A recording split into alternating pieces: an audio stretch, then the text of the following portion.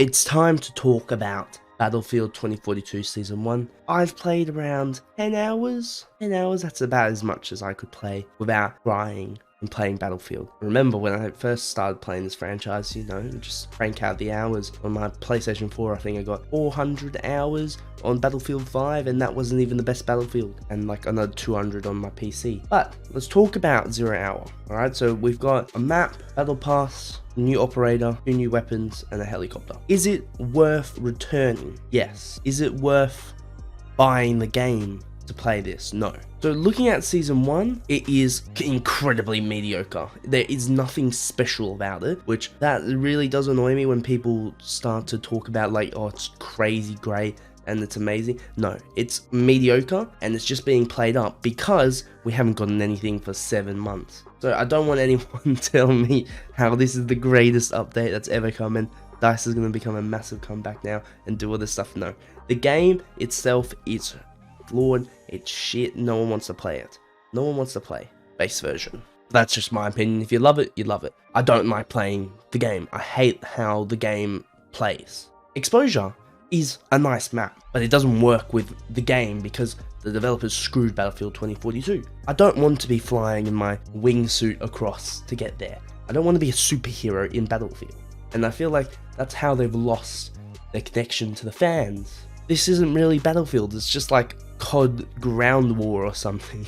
Even worse though. So if they made Exposure in a traditional Battlefield in sense, so say if it came out in Battlefield 4, I don't think there'd be any problems with it. I don't think it'd be the best maps because there's so many better maps like Operation Locker, and this map does give some vibes of Operation Locker. But it is also very open still. I'd still feel like I'm running for a long amount of time to certain objectives. What I'm really specifically talking about, which they don't even show in their map, so we are going to have to go and find it ourselves. Basically, if we look at this whole map, past this like Exposure Cliff, if you stay around that front line, it's pretty interesting, it's pretty good. But there's objectives further back in the tree line, higher up, which this map isn't even showing. There's objectives higher up. Now if we continue this video, it doesn't go any higher, because I believe he's playing on the PS4 version, because on the PC the map is a lot bigger, alright? So basically it extends out all the way, and up top it will be open. They haven't really put too much effort in up there. So up top there's a radio tower and open area. That's it, just open for Conquest. It's horrible, that area. If you stay at the front, it's fun. They've obviously, because they know this is coming up for PS4 and PS5 and all the other consoles, new gen, old gen, put a bit more emphasis on the areas that they know that old gen will definitely be using too, and then the extended areas is kind of crap. But if you really want to be in the fight, this line where the PS4 version and Xbox One version is where you'll be playing. Indoors is actually really interesting and fun, and it gives me a lot of the vibes of Operation Locker just because of how tight it can be in the gunfights you go in. But this is not Battlefield 4. It does not have the support systems and the UI to go along with it that makes the game feel great. So it does have those vibes. It doesn't make it great though. I do really like though, there is a secret elevator, not secret elevator, but there's a little elevator in the map, and I like that kind of like quirkiness to a map. Something a bit interesting you can interact with. I feel like kind of makes the map feel a little bit cooler and build some cool memories. It is a lot more promising than the others, but I couldn't help but think of the second I saw the openings right in between us in the middle of the map. That just reminded me of Breakaway. It did remind me of Breakaway, but still, regardless, the map is decent. I still don't feel like they've really taken too much feedback on cover though. There's not really too much cover if we're looking up here. If you're down in the ground at the bottom, there is cover, but if you're at the top, there's not really any cover to play on. Nevertheless, Exposure is a somewhat decent map. It's a decent map, and I feel like it's just being pulled back by the game.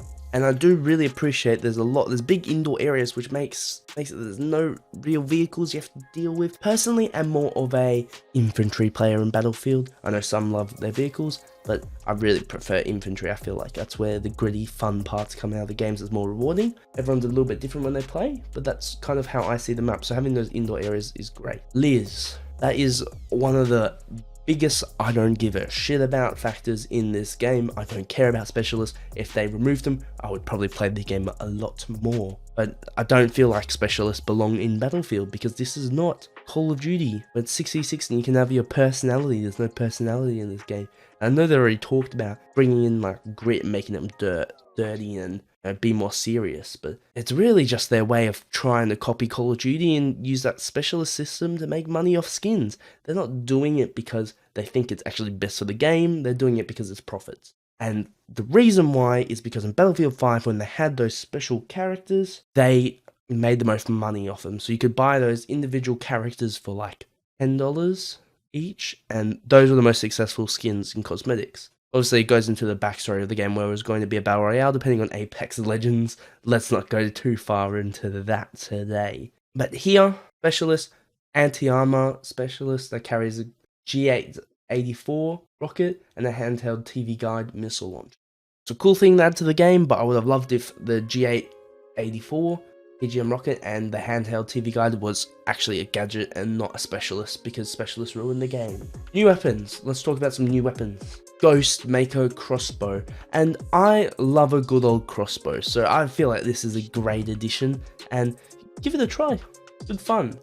The marksman rifle, I haven't really used too much. It's just another rifle, nothing too creative. The crossbow is a fun tool to use though, and the smoke grenade launcher, it's just it's just a smoke grenade launcher. I feel like the game's lost its tactical prowess when you can literally just glide in. So it's not exactly like the smoke will help you much when you got bloody wingsuits flying into you. But we do have stealth choppers, which can activate low heat mode to prevent missiles from locking onto them. Another interesting factor in there, but I don't really feel like that is why you should come back to the game and what makes or breaks this season. Not really too creative. I feel like they could add one or two more, especially because they only gave one map and you waited 7 months for one map.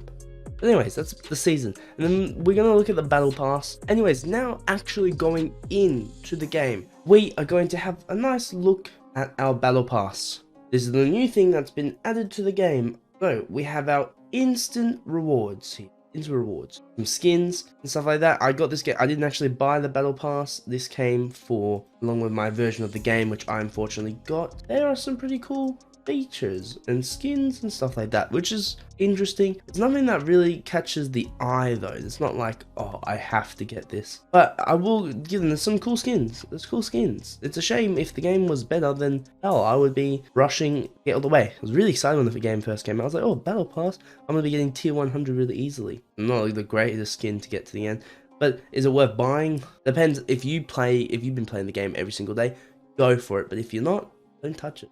And it's very easy to get stuck in. I've done that before a lot with Call of Duty, and I bought one, but I never ended up playing, so it's a bit of a waste. It has a different system though. It just has like these, like the XP and stuff you need to get up there. It's more missions that you have to do. I feel these little dots, so let's go back where I'm at.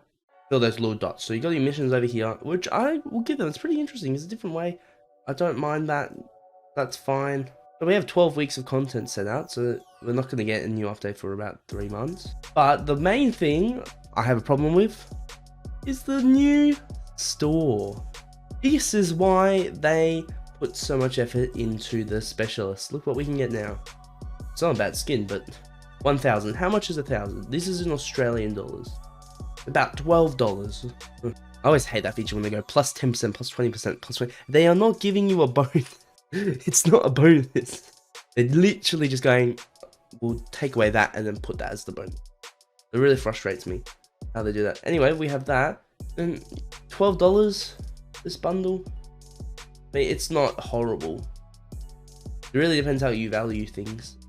It's not Valorant money. That's what we'll say. Not costing Valorant money. I'm not surprised though that out of the store. I hope most of you guys aren't forking out a fortune on here. Putting as much as you can. You look at the bundles, there's not many, okay? It's not as bad as like other things where they're like trying to force you into that, but just the fact of adding the currencies really iffed me wrong. If they really wanted to be nice in this game, they could have done the battle pass, and instead of having a currency, because currency systems are made to trick you into spending more money, that's how it works. They give you currency in the battle pass because they want you to have just a bit under so that you have to go and spend money on certain things. So they do that. What they could have just understood, charge $10. If you don't have the thing, charge $10.